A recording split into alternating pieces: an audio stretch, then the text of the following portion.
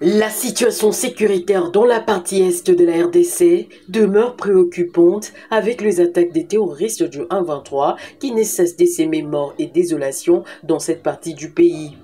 Faisant de cette question son cheval de bataille et dans la recherche d'une cohésion nationale, le président du SANTSA, Joseph Olenga-Nkoy, a échangé ce lundi 12 décembre 2022 avec le Premier ministre honoraire Adolphe Muzito.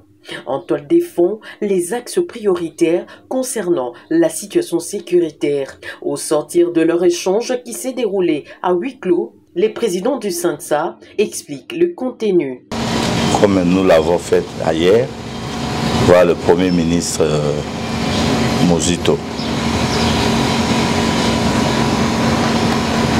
qui est aussi un grand acteur politique de ce pays,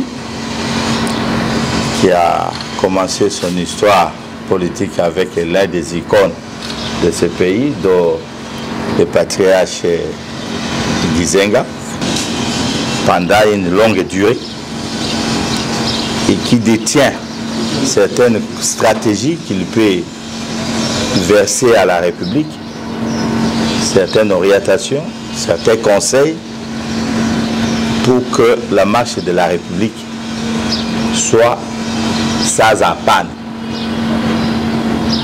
pendant la période que nous traversons, qui a été une période assez dure, dont peut-être les gens négligent de reconnaître.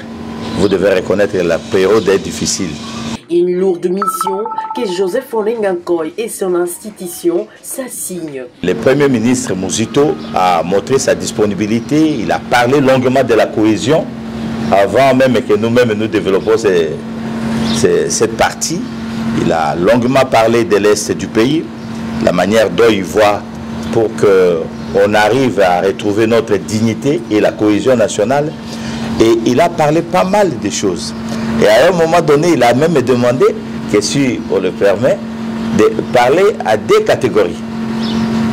Comme ancien Premier ministre et comme aussi le leader de Nouvel Élan.